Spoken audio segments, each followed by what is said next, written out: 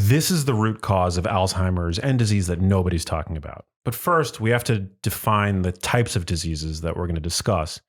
And the kinds of diseases like Alzheimer's disease that I think are most responsive to diet and lifestyle modifications, like what we're going to talk about, are the non-communicable so-called diseases of civilization. And these include Alzheimer's disease, cardiovascular disease, cancer. My passion is helping people better understand what they can do to procure better brain health so as to avert neurodegenerative conditions, specifically like Alzheimer's disease and Parkinson's disease and the like. But there's no doubt today that people are en masse succumbing to these kinds of conditions that were relatively rare in human history, right? Now, according to the World Health Organization, these conditions kill 60% of people are succumbing to conditions like heart disease, cancer, dementia, type 2 diabetes, and complications, et cetera. So I think one of the things that we have to talk about is inflammation. Inflammation is super common these days in the chronic sense. Inflammation is a natural function of our immune systems, meant to spot clean cuts, wounds, scrapes, bruises, and things like that. A life-saving, actually, function of our immune systems that's become hijacked today by the fact that our diets have become pro-inflammatory and our lifestyles have become pro-inflammatory, not to mention the fact that we're exposed on a daily basis to any number of industrial toxicants, whether we're talking about BPA, phthalates, acrolein, and other carcinogens that we're exposed to via, car exhaust and the burning of garbage and various fuels, in our modern environments. So our immune systems have become chronically activated on a chronic basis at a low level, but nonetheless, it's a major driver of many of these kinds of chronic conditions. Inflammation is a cornerstone of cardiovascular disease, Alzheimer's disease, and I think a lot of that has to do with, as I mentioned, our diets, our lifestyles, but specifically when looking at diet, our diets have become saturated with industrial additives. It's the combination of sugar, salt, fat that drives hyperphagia or overeating. So we tend to overconsume today our food. So we're in an energy surplus, and that energy becomes essentially toxic. It's been referred to as energy toxicity, and that's pro-inflammatory.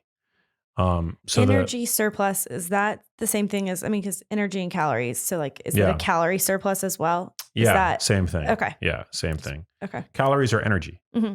A calorie is basically a way in which we measure the energetic contribution of a food. Right. So calories is the unit of measurement that we refer to. But when we're in an energy surplus, that's essentially a pro-inflammatory state because we're basically over-fueling our mitochondria, leads to the generation of reactive oxygen species. So that can create inflammation. We also consume individual food items that are potentially inflammatory. It's hard to find literature showing that grain and seed oils are inflammatory in the acute setting, but when we ingest these types of fats from, say, the fryer at a restaurant where they've been held at high temperature for an extended period of time, it's very likely that these oils have an inflammatory effect. They also come bundled, so to speak, with aldehydes like acrolein, which we also find in cigarette smoke. So they can potentially pose a big problem. Certain fats, when ingested on an empty stomach, can potentially be inflammatory because they help ferry a component of gram-negative bacteria in our guts in through circulation. So, for example... Yeah, what's an example? Yeah, so certain saturated fats, actually, when consumed in isolation, which is typically not how you ingest a saturated fat. Saturated fats are usually found in whole foods, right? Right. Where they have antioxidants and other compounds to protect them. But they've done studies where they've fed people, I believe, heavy cream, although the heavy cream that was used in these studies also had emulsifiers in it, which is a sort of a confounding variable. But nonetheless, they've shown that certain saturated fats can actually drive this translocation of endotoxin, which is a normal component found in the membrane of these gram-negative bacteria in our microbiomes, across the gut epithelium and allow those bacterial fragments to enter circulation, where they pose a very powerful inflammatory effect. So, yeah, certain foods actually can drive inflammation. Now, that's not the same as chronic inflammation. Like you might get an acute, inflammatory spike, which might not have any long-term health outcomes. But the problem is our diets have become so aberrant. We're consuming processed foods by and large as the majority of our caloric intake, continuously. Right? Almost continuously, throughout the day. So that's a big problem. The overconsumption of food in general is also what drives insulin resistance, which causes our blood sugar to stay chronically elevated. That's an inflammatory process, right? Because blood sugar, when it's chronically elevated, literally damages your blood vessels. So that's a big driver of dysfunction, especially with regard to the brain. The brain relies on vascular health. And so this is one of the reasons why chronically elevated blood sugar is so damaging to the brain. If you have type 2 diabetes, for example, your risk for developing Alzheimer's disease increases between 2 and 4-fold. So up to 4 times the risk of developing Alzheimer's disease if you have type 2 diabetes, because of the chronically elevated levels of blood sugar, which are slowly wreaking havoc on those myriad blood vessels that are there to supply your brain fuel, antioxidants, oxygen, etc. So you want to make sure that you are keeping your blood sugar in a nice and healthy range, super important, and that you're prioritizing foods that are minimally processed. Those are the foods that are going to be the most anti-inflammatory, so to speak. Okay. A Mediterranean dietary pattern. That's generally the kind of dietary pattern that you want to adhere to. And, we can sort of unpack that a little bit, and I can offer my twist on how to even optimize your diet further. But in general, a Mediterranean diet is a diet that contains both animal products and whole plants, and utilizes extra virgin olive oil as the primary oil. And that's significant because extra virgin olive oil has been found to be as anti-inflammatory as low dose ibuprofen. So there's sort of that like extra anti-inflammatory component of the Mediterranean diet condoned by the utilization of extra virgin olive oil. How much extra virgin olive oil do you need to consume to make sure you are having those benefits of the extra virgin olive oil? So I drizzle it on a salad once a day. Yeah. Is that enough? That's a great question. I would say that's enough. I think as long as you're getting a little bit on a regular basis, you still have to be mindful of the fact that oil is a very calorie dense food, easily overconsumed, and that calories do matter. So you don't want to overdo it with the oil, but were you to add any kind of sort of added fat to your diet, it would be, extra virgin olive oil is probably the primary fat that you want to be adding. I occasionally will put, or actually most days I put heavy cream in my coffee. I put about a tablespoon of heavy cream in my coffee every day, which has half of the calories of a tablespoon, less than half of the calories of a tablespoon of extra virgin olive oil. Really? Yeah. Interesting. A tablespoon of extra virgin olive oil has about, it's either 120 or 140 calories per tablespoon. A tablespoon of heavy cream has about 50 calories. Okay. So, yeah.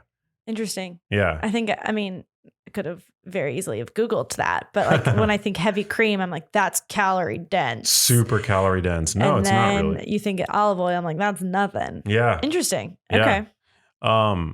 So yeah, you generally want to make sure from a dietary standpoint, you're checking your boxes by eating a minimally processed diet, prioritizing extra virgin olive oil as the primary oil. You're not eating out too much and thereby exposing yourself to unhealthy, rancid oils, right?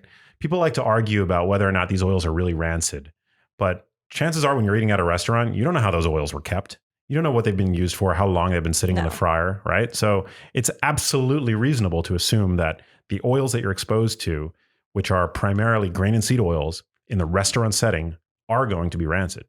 So I'm definitely a fan of when eating out, opting more for grilled foods and things like that.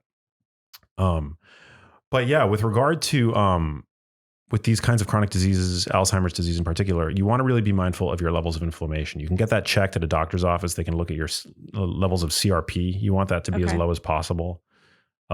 Blood sugar is also super important. You want to make sure that your fasting blood sugar and your fasting insulin are in a nice and healthy range. So I think this is great because you go to the doctor's office and you get blood work done, or you work with, someone that comes at home to do blood work and things like that. What, if you want to look at your inflammation, what were the things that you should look at on your blood work again? Your labs, your CRP, your high sensitivity C-reactive protein. Okay.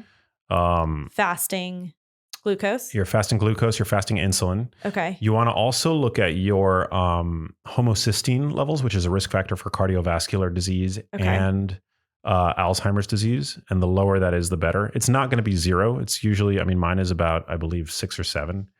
And that can be lowered with B vitamins. So B complex of methylcobalamin and methylfolate. Particularly, is that what's in the Libon one? Yeah. That makes your pee really yellow. Yeah. Okay. Yeah. Because homocysteine is basically, it's part of the methylation cycle. And so when you ingest more methyl donors, which you do when you ingest more folate, you're able to bring your homocysteine levels down. And there are other things that affect homocysteine as well, but that's thought to help protect the brain, especially if you have hyperhomocysteinemia or elevated levels of homocysteine.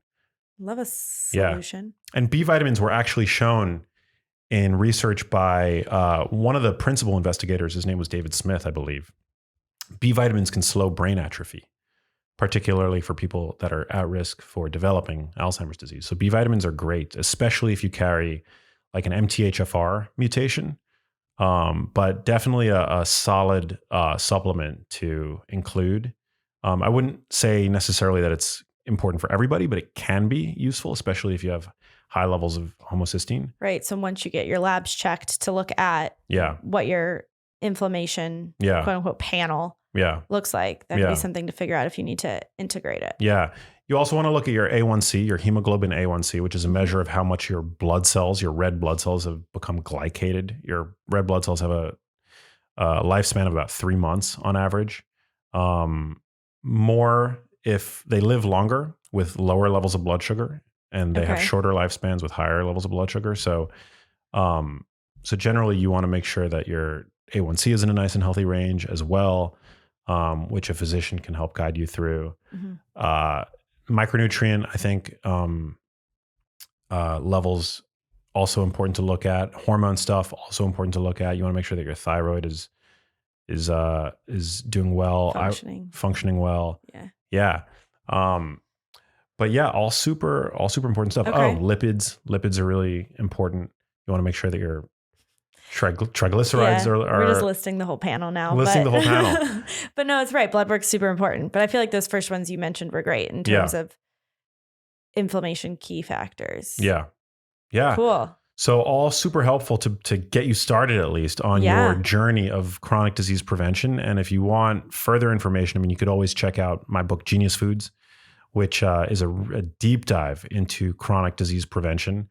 This isn't a pitch to sell the book, but if it does a really deep dive, and you've got all the labs sort of laid out for you. I actually really, that the audiobook of that is really good. This is not also a pitcher, but I listened to the audiobook. Max narrates it himself, guys. So it's like listening to a podcast. Yeah. But it's detailed. If you like this book if this voice and you want 9 hours of it, if not more, check out the audiobook of Genius Foods. Hey, if you like that video, you need to check out this one here, and I'll see you there. With regard to Alzheimer's disease, it was revealed that 16 years ago, in 2006, a paper in Nature was published that presented fraudulent data that essentially derailed Alzheimer's disease research in many ways